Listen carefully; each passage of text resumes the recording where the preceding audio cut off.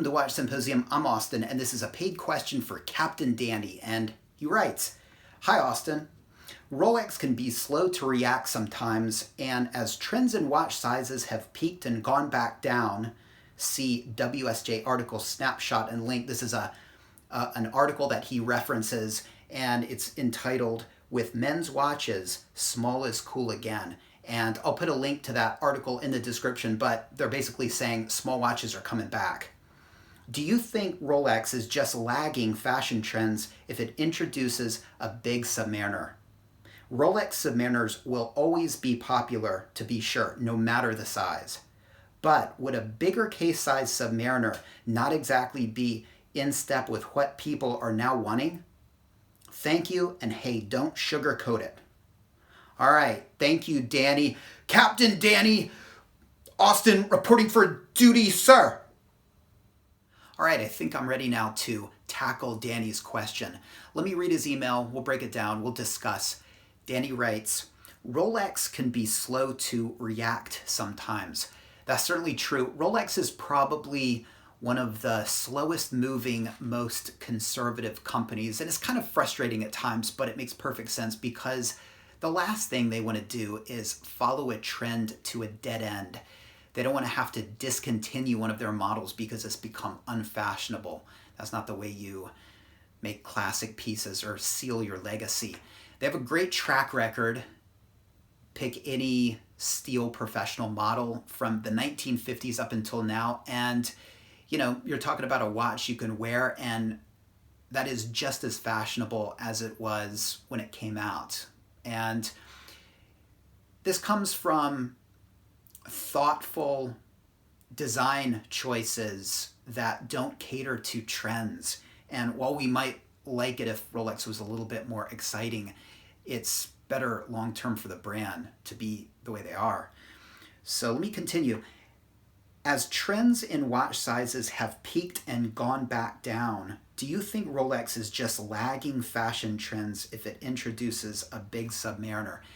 Danny, absolutely. Look, it does appear that big watches are going out of fashion. And by the way, link in the description to an article that Danny turned me on to, and it basically states that small watches are coming back. Now, I think that's going a bit too far, but I think things are just going back to normal. And if big watches are going out of fashion, I think we're just going to go back to standard sizes, and by that I mean like 36 to 40 millimeter case sizes, and that's fine with me. By the way, at the end of this video, I'll share with you an interesting horological subculture where the big watch still reigns supreme. But if it is true, and it does appear to be true, that the big watch trend is ending, I think Rolex expected this. And if it wasn't a trend and if it was a sea change, I think we could expect a 42 millimeter sub. But I think they've hung back, they've watched the trend, and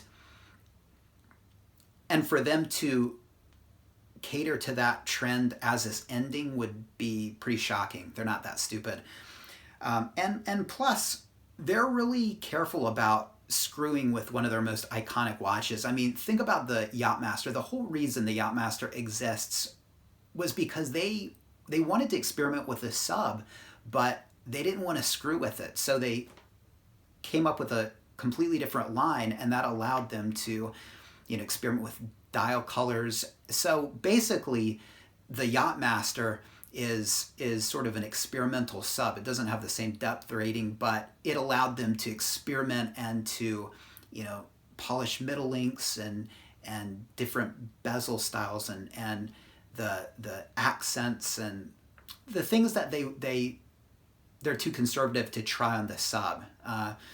So my whole point there is that they're really hesitant to mess with the sub, and I would be too if I were them. So yeah, I can't see a big sub coming, and if it did, I think it would be pretty shocking because they'd be hitting the tail end of this ending trend. Yeah, bad move. Rolex Submariners will always be popular, to be sure, no matter the size. But would a bigger case size Submariner not exactly be in step with what people are now wanting? Well, I don't want a bigger case size. I'm sure there's some people that do, but yeah, I mean, I don't think I've heard any people, you know, crying out for a bigger sub. I mean, yeah, let me know in the comment section if you would want a bigger sub, but there are other options. If the sub is too small for you at 40 millimeters, then you could always go with an Explorer 2 at 42 millimeters or a 43 millimeter deep sea, sea dweller, or a 45 millimeter deep sea. So there are other options out there for bigger Rolex watches for people who like that kind of thing. So I would keep the standard size for what I think most people want, and that's the 40 millimeter size. So yeah, I think changing the sub would be probably one of the worst moves that they could make. Again, there are options for people who like those bigger watches. All right, so there you go. Thanks for your question, Danny. Let me know what you think about this, but let me end by telling you about this interesting subculture. Okay, so we all know about Invicta, and most Rolex people, I think, know about the Submariner copies that Invicta makes, but there's a whole line of Invictas that are just gigantic. The Sea Hunter, that's like a 56 millimeter watch. From the crown to the other side of the watch is something like 70 millimeters. Total freakish watch, but there are people that love these watches, and people get pretty crazy about Invicta. I mean, it's a weird subculture, and they have 60, 100, 200 of these watches, and there is a cruise that Invicta organizes once a year, and people get on this cruise, and it's an Invicta cruise, and